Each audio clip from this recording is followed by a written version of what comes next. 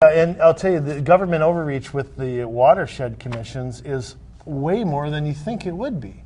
I mean, this is a whole stack of regulations and things that cities, counties, road projects have to submit, the way I'm reading this, for commission approval.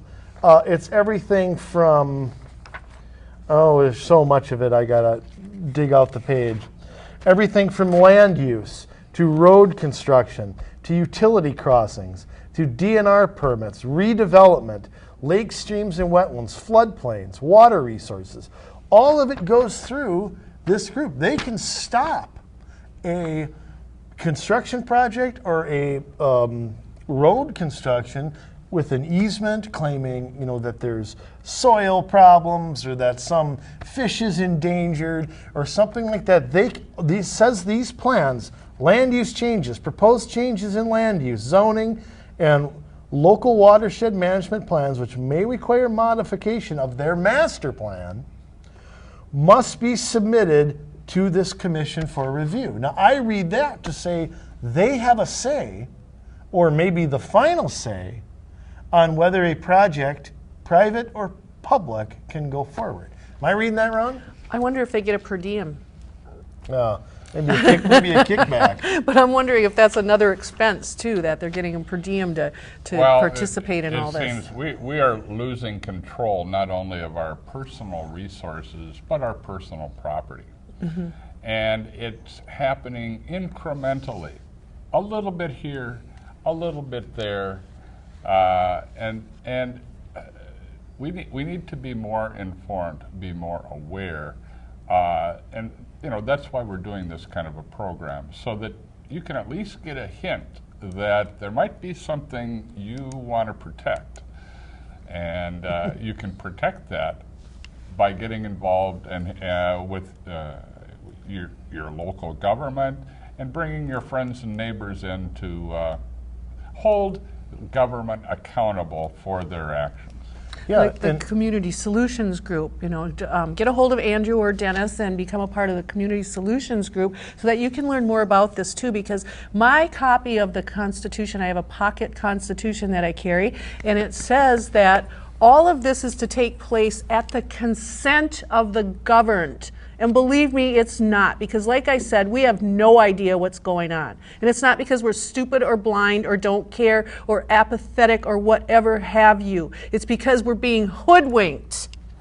Well, and I would even add, a lot of these third-party groups are created for the simple reason to get it out of the hands of elected people. That, like the Met Council, which was, partly created so that there's a group out there that we can't touch that can affect our lives. Same thing with all these other third-party groups. They're there to make decisions, and so they don't have to answer to you and me and everybody else out there. I mean, well, the Met Council made the decision. We didn't have anything to do with it. And the Met Council's part of these watershed associations as well. There's an arm of that. There's, like you said, there's an arm from the county. They're all over the place. It can go all the way up to the federal government with their regulations and money and all that kind of stuff. But I mean, I encourage people, go to shinglecreek.org or BassettCreekWMO.org. And we only have so much time to give you all this. Look it all up. Look at their financial statements. Look at their budget. Look at their plans. They all have a master plan showing what they want to do. They have a short term and a long term. They have a whole history of it. Email the people, call them. They don't want to hear from me.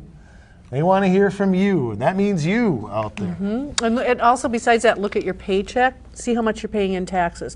Look at your taxes. Did you just get your taxes done? Did somebody else do them for you? Read the fine print and see what kind of money this is costing you. And most importantly, read your bills. Your electric bill, your gas bill, your water bill. It's all, we're paying government surcharges and usage fees and all this other nonsense is just out of control, and we're going broke because of it. Okay, and this list of Shingle Creek watershed commissioners that I pulled out a little bit ago actually has personal address, personal phone number, and email for each of the commissioners. So you should be able to get in touch with the people that are in the cities in which you live, so that you can find out more about it.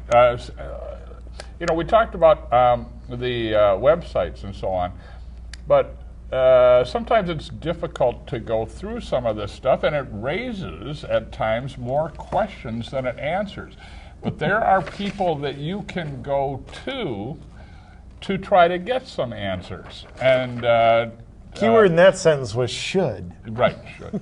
Yeah. Right. So this information is available, and you can become involved. Yeah, and the biggest obstacle to growing government is a good, strong, informed public. Mm-hmm.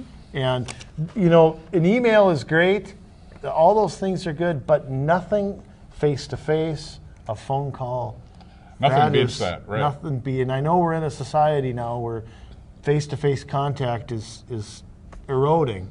We've got to get back to that. We've got to get back to that with your elected officials or your unelected officials, if it happens to be your that appointed too. officials. Yeah. And if you don't know what to do, just Google Community Solutions and give either one of these guys a call, and they'll help you get started, and you can become part of the group and, you know, learn how to get involved and be a force in your community. Yeah, and I would say too, you know, this is not a partisan thing. This is not about left and right. It's not. So many of our arguments just boil down to what side you're on. You cheer on one side and boo the other. These groups are not about that. It's not about liberal, conservative, libertarian, independent. It is, you know, these groups affect all of us, no matter how we vote or what philosophy we have.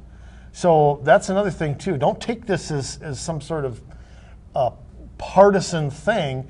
These things are all of our problems. Right. Mm-hmm. That's why it's called Community Solutions. Doesn't matter what side of the fence you're on. If you see or smell a problem, come on down and join with us, and we can fight back the behemoth known as our government. That's right, in the our long pockets. arm of the law. Ooh.